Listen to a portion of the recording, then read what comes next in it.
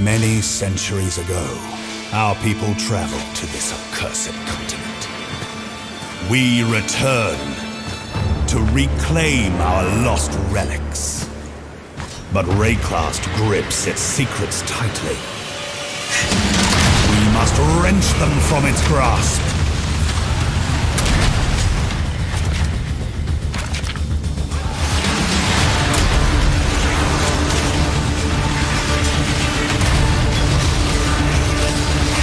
You know violence, we know trade. Retrieve our relics and we'll strike a deal. We will follow the path of our forebears to discover their unknown fate.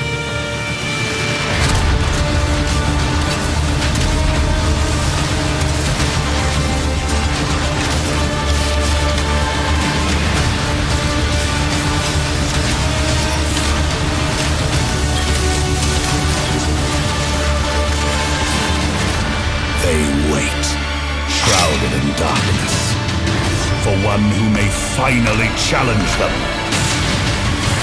Wealth and power will be yours, should you survive our expedition.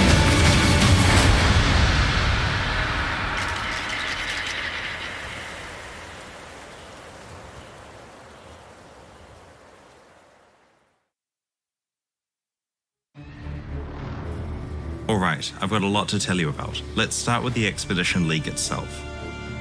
Long ago, Kalguran explorers came to Rayclast in the hope of colonizing it. Rayclast did what it does best, and they never returned.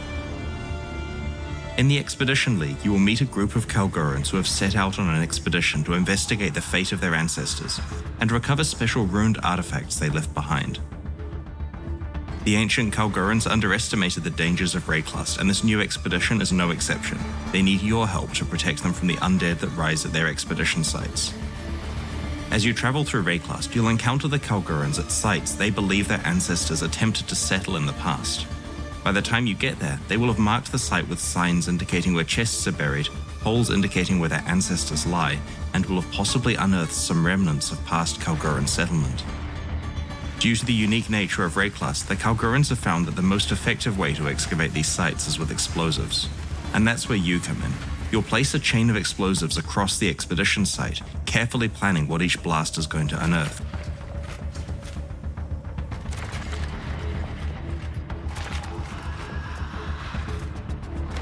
Once you push the plunger, any undead freed by the explosions rise from the ground and the slaughter begins.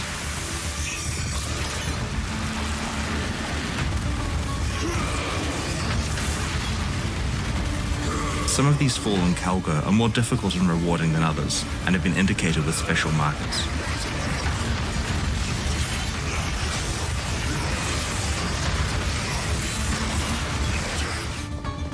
Once you have defeated the army of undead, you're free to open all of the chests you unearthed and claim your rewards. It's up to you to decide where to place the chain of explosives to maximize your gains. Do you unearth a lot of monsters? Do you unearth more special monsters? Or do you go for the chests and try to avoid combat? The ancient Kalguran explorers built structures on Rayclast, and you may encounter remnants of these at excavation sites. These remnants have various modifiers on them that, when destroyed, apply to monsters and chests unearthed from that explosion onwards. Remnants greatly increase drops, but have some very difficult modifiers like immune to physical damage. You'll need to be very careful with your decision of which remnants to chain your explosives through, as they substantially ramp up the difficulty and rewards of the encounters. Speaking of rewards, there's a lot of cool stuff to find. Alongside valuable equipment and currency items are Kalguran artifacts and logbooks, which we'll talk about soon. The Kalguran traders have made this expedition to Rayclast in order to recover their ruined artifacts. There are many different types of artifacts, and each of the Kalgurans is interested in a different set of them, with a unique way they want to trade them from you. For this expansion, we really wanted to play with the idea of having NPCs that want to trade with you in different ways.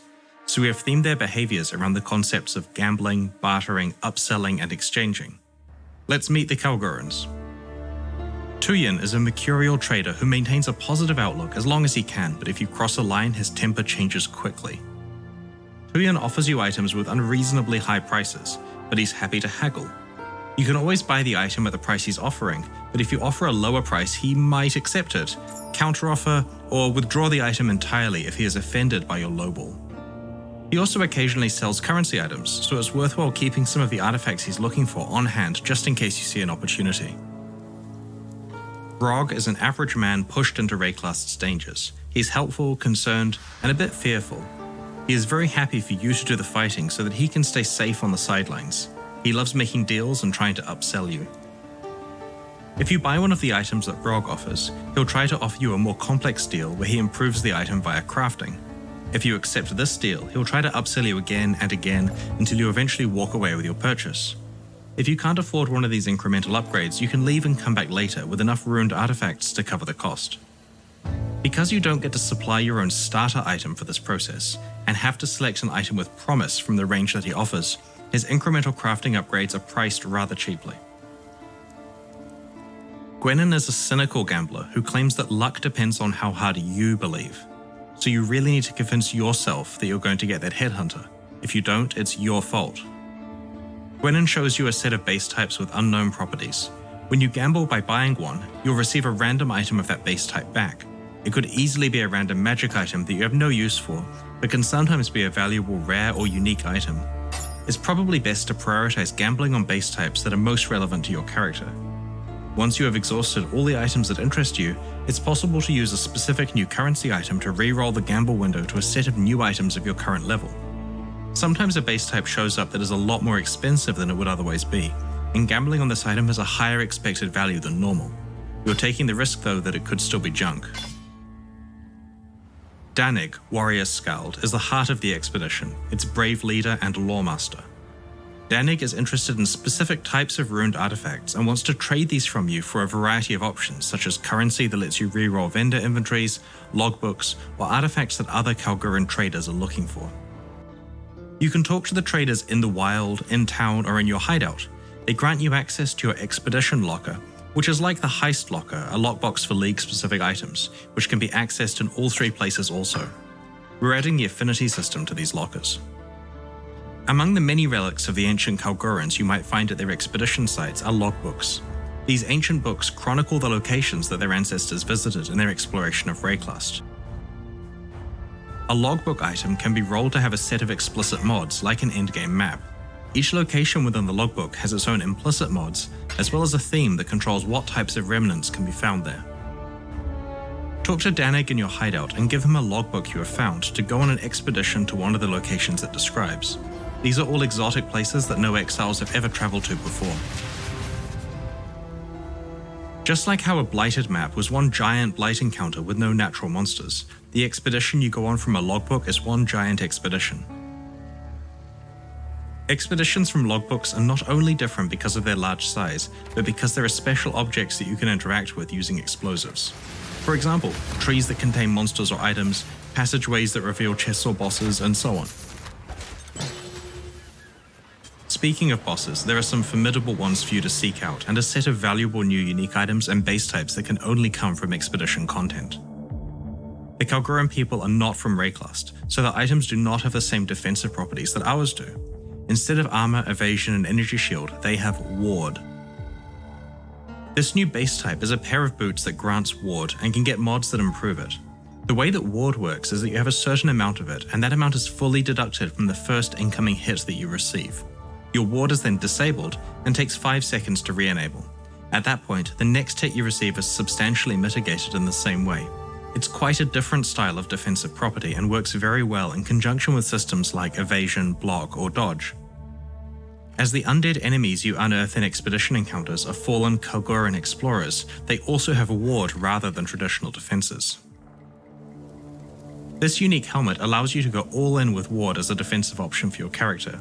It causes all increases to energy shield to affect your ward instead, grants you a bunch of ward, and helps it recover faster. This other unique helmet is also on a new base type that grants ward instead of other defense types, but its properties don't interact with ward. Instead, it prevents you from dealing critical strikes and grants you Battle Mage, which adds spell damage equal to the damage of your main hand weapon. The new base types and uniques I showed you here are just some of the ones you'll be able to discover when you play next week.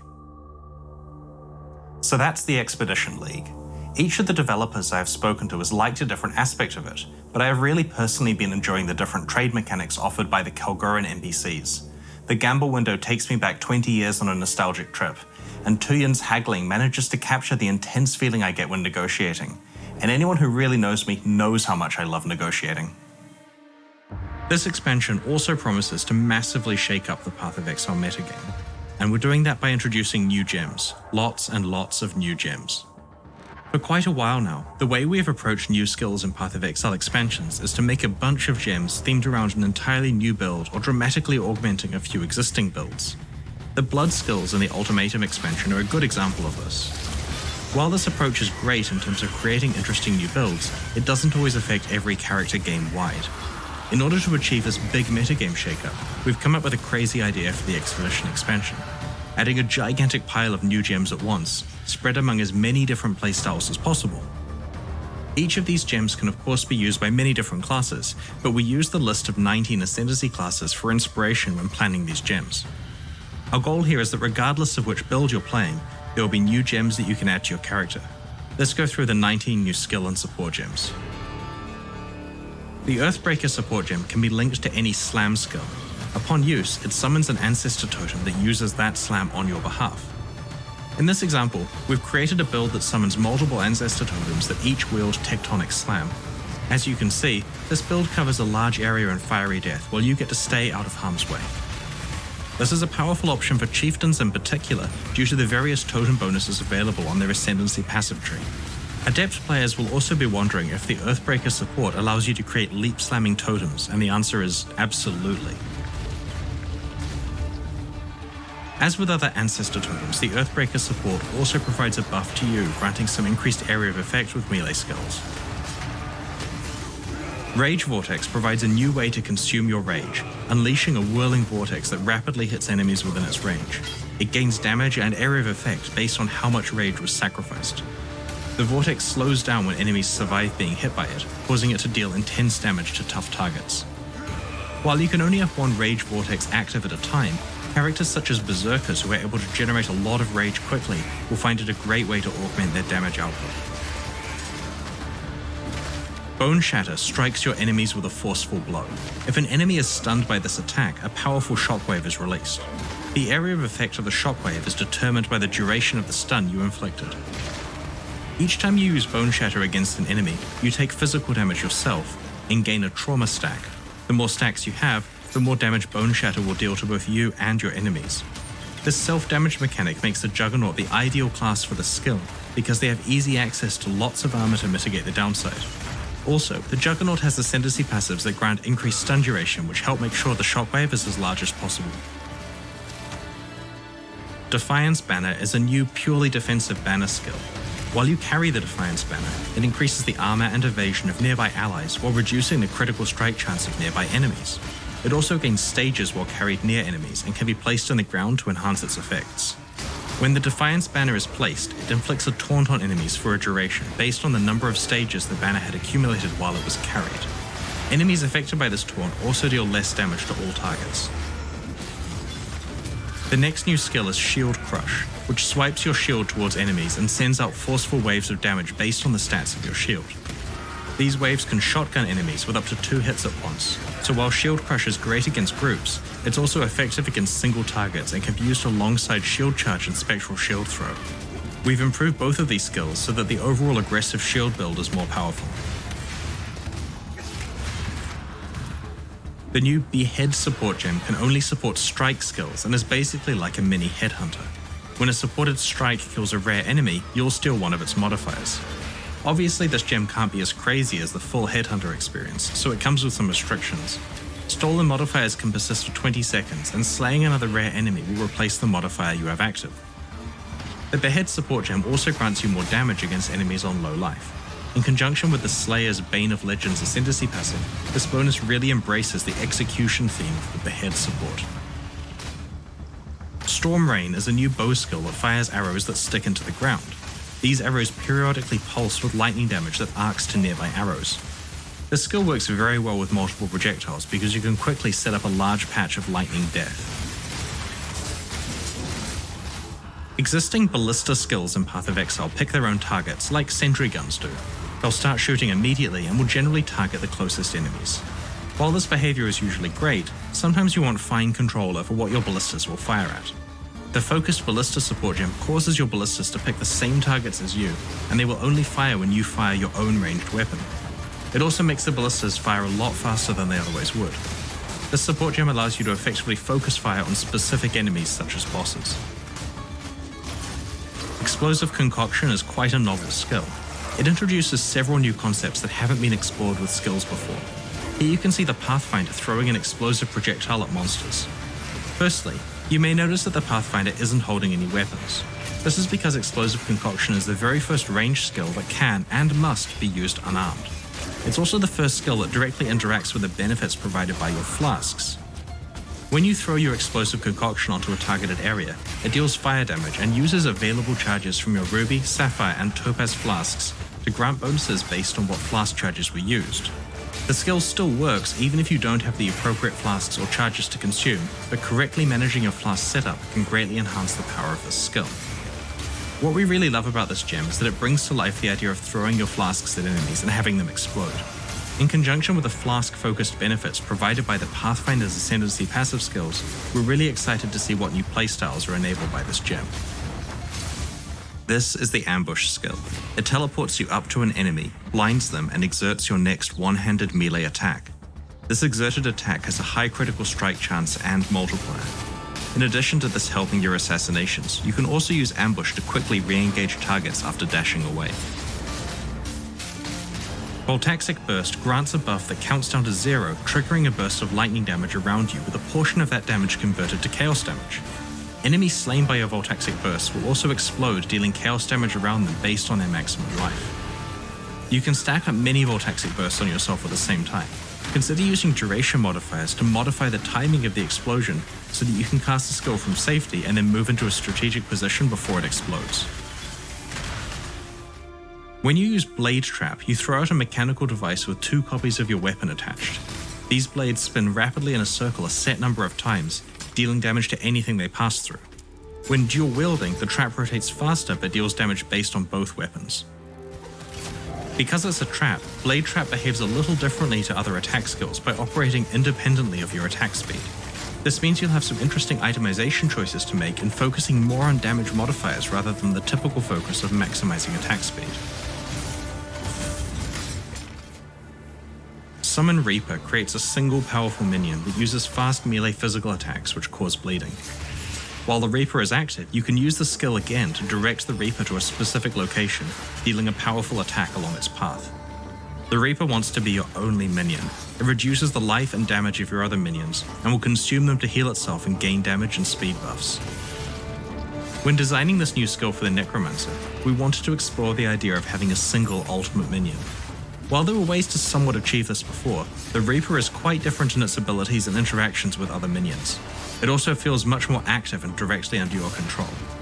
One quick note though, the Reaper will absolutely eat your animated guardian if you're not careful.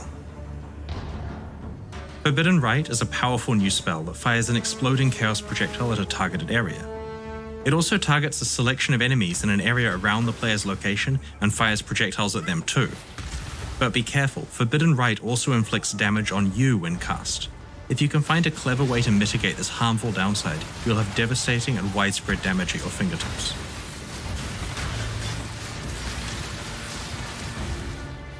The Eye of Winter is a large projectile that fires out a barrage of cold projectiles in a spiral formation as it travels. When it reaches its maximum distance or collides with the terrain, it explodes, firing out even more projectiles in a spiral. This type of skill is one we've been wanting to bring to Path of Exile for a long time, and we felt that this new collection of skills was the perfect place to showcase it. This Inquisitor is using the new Battle Mage's Cry skill, which taunts nearby enemies and exerts your subsequent attacks, causing them to trigger a linked spell on your next melee hit.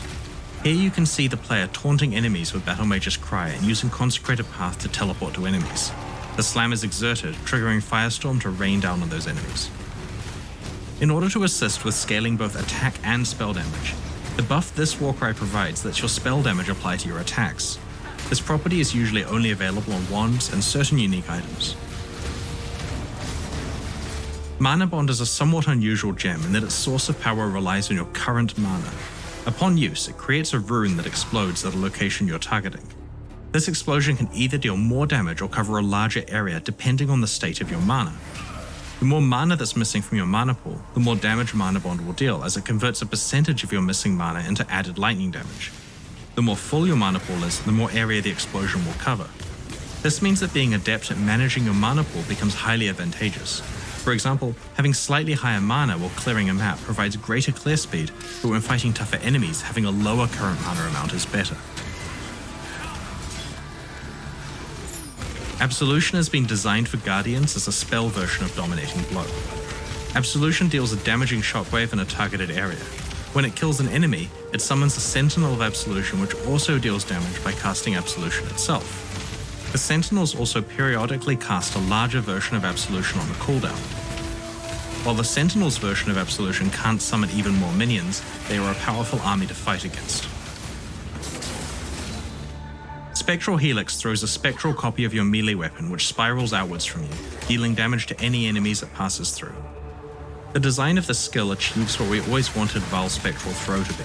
We thought it was a really fun idea for a skill, but because of the limitations caused by the soul-gathering requirements of Val skills, it wasn't possible to use Val's Spectral Throw as a primary skill. Now that Spectral Helix can live up to this purpose, we've reworked Val's Spectral Throw, which we'll reveal closer to release. One of the other issues that Val's Spectral Throw had was that it didn't work very well in indoors areas. However, Spectral Helix improves upon this, as the projectiles that spiral outwards can also bounce off of walls and proceed to hit enemies, rather than simply disappearing upon collision. Over the last few years, Path of Exile has really suffered from player power creep. As a consequence of trying to make compelling content, each expansion we release either gives players more axes on which to improve their character, more effective skills to use, or ways to craft better and more powerful items. Measuring from closed beta to now, this Expedition expansion is our 30th Path of Exile release. The amount of power creep varies per release, of course, with systems like Ascendancy classes providing, like 20, 30, 40% power creep at once? Like with Compound Interest, it would only take 8% more player power per expansion from new items, crafting, character systems, item acquisition opportunities, and new skills for player power to grow tenfold since the game has been out. And tenfold is roughly what we measure the increase in player power to be. We may nerf the most out-of-hand cases every launch, but we're only reducing them back down to close to the new baseline. The average Path of Exile character gets more and more powerful. While we do occasionally add new endgame challenges that are appropriate for the current power level of top characters, the rest of the game just becomes relatively easier and easier. Some games handle this by just endlessly and exponentially scaling monster life and damage to counteract player power growth. Eventually, the numbers get too large and you need to crunch them all down again. This is a really cheap approach and makes the game feel like a treadmill where the developers are just turning a knob as they hand you new power, keeping you in the same place forever. We don't want to treat Path of Exile like that, and hence our solutions are more complicated. At the same time, one of the issues is that players will always pick the most powerful way of interacting with any game system, even when that's not actually fun to play. This leads to behaviors like Flask Piano, or the way that everyone just picks support gems that basically add pure damage.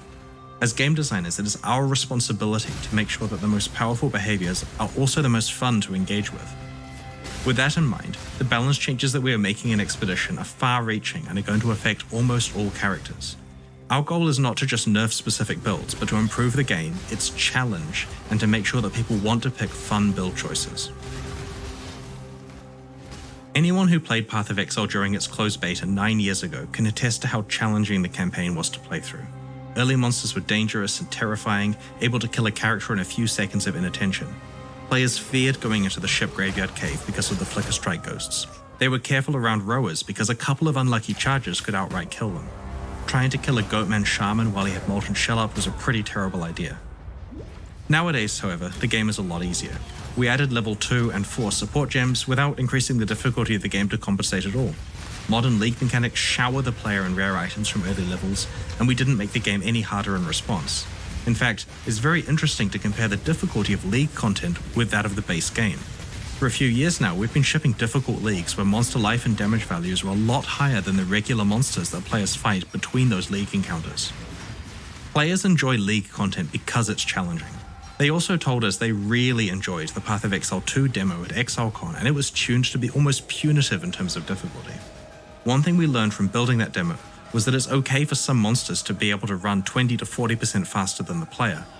In Path of Exile 1's first act, there isn't a single monster that moves faster than the player's default movement speed. We are rebalancing the campaign to be challenging. So far, we have focused mostly on Act 1, but with each coming expansion, we'll be extending this further. Our plan is that within a year or so, we'll have reviewed or touched every single monster in the game. While this additional challenge probably won't stop our most skilled players easily dominating the campaign or running through it to get to maps quickly, it will mean that players who engage with the content will find a consistent difficulty level between League content and regular content. It's worth noting that the behavioral and balance changes to monsters will definitely affect their map versions.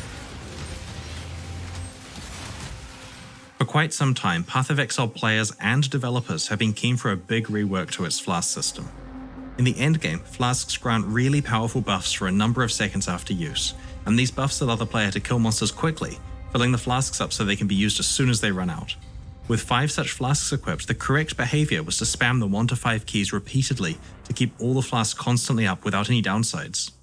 This flask piano playstyle was popular enough that players were improvising devices to hit all of those keys at once.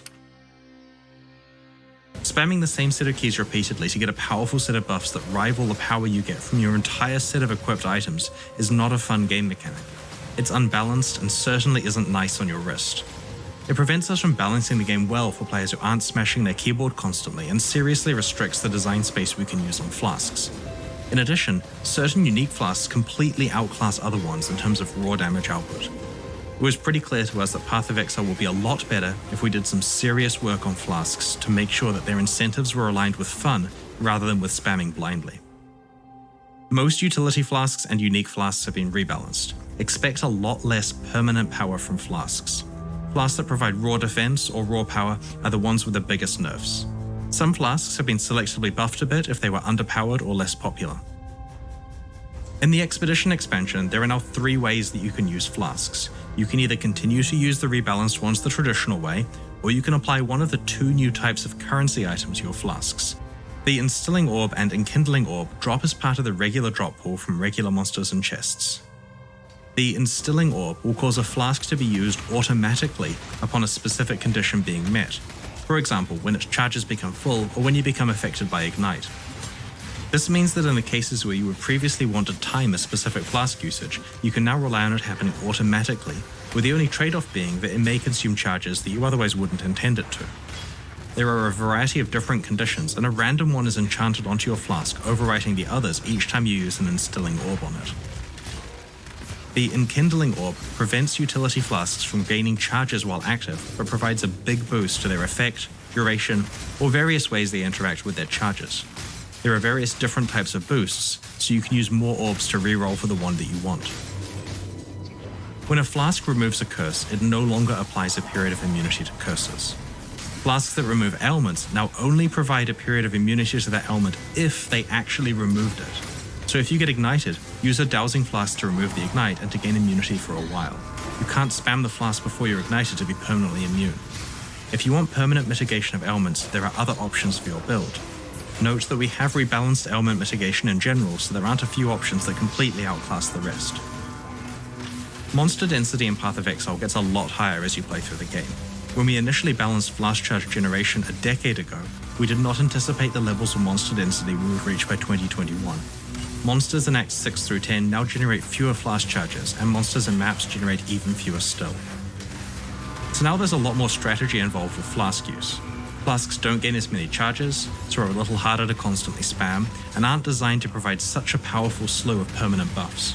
But you can control which provide larger than normal effects and which are triggered automatically as part of your build.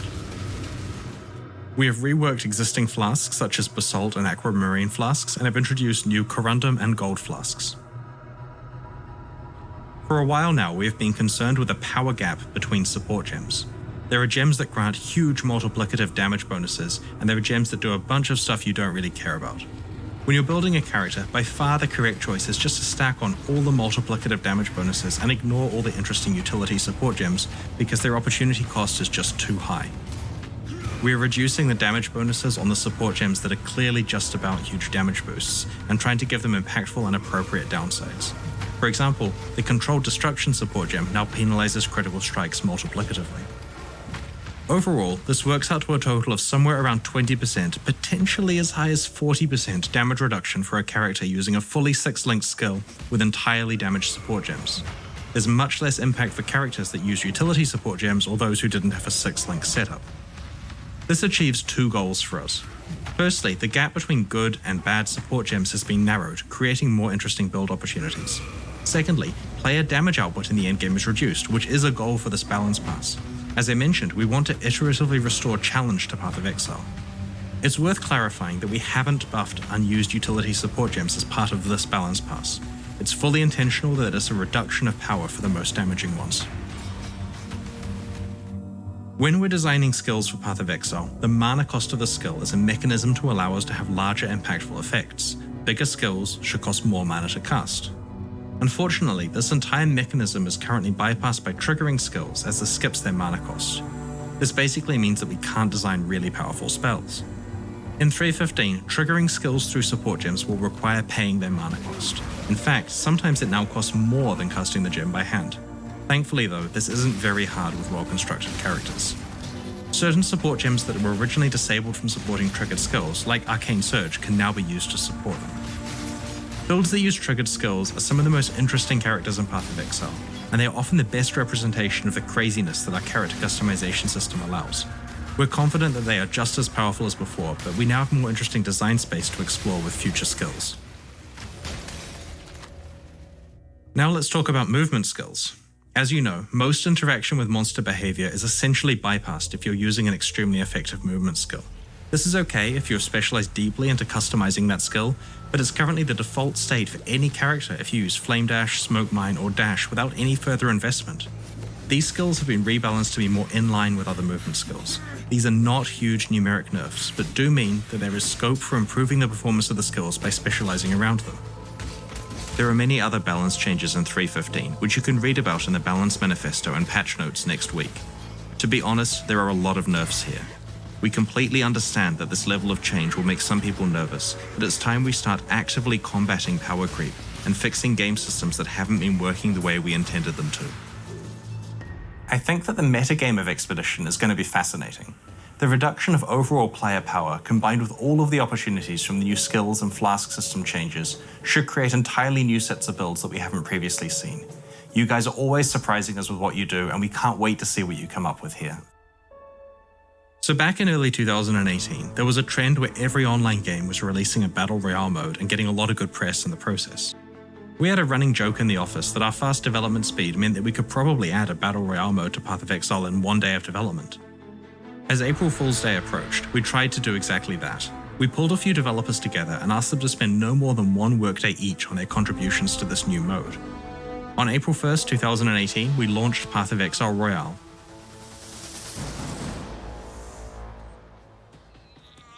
Goldram! Yeah, buddy! It was a quick and dirty job, so we only left the game mode turned on for a couple of days. It went pretty well considering it had no custom balance whatsoever. Oh my god, I'm getting destroyed! After April 1st, we turned the mode off and forgot all about it. But the community did not forget. In fact, they've been quite keen to remember it constantly and to urge us to bring it back. But that wouldn't be easy, as to actually make it a decent experience would require a lot of custom balance, playtesting, and feature implementation work. A few months ago, we decided to do exactly that. Path of Exile Royale will return today. In fact, immediately after the QA section of this livestream. We're going to run it for the weekend as a test, and then turn it on every weekend for a while, starting the week after Expedition's launch. We'll patch it between weekends with balance tweaks, and if it's popular over the long term, new features. We have no idea what the long-term viability of this game mode is going to be like, so we'll run it for this league and then assess where things stand. Our initial version of Royale from 2018 used Path of Exile's default passive skill tree, which didn't have interesting options for characters that rarely got to level 10. It also used all of our skill gems and unique items as is, where many of the interesting ones were way too high level for these super low level characters to ever find. We've made a completely new Royale-specific passive skill tree that has everything you need to quickly adapt your character for high-speed PvP combat. It features approximately 90 new custom notable passives, a special new left-aligned window so you can stay aware of your surroundings while allocating skills, and you gain 2 passive skill points per level. You're also able to allocate passive skills from any of the tree's starting locations, regardless of which character class you picked.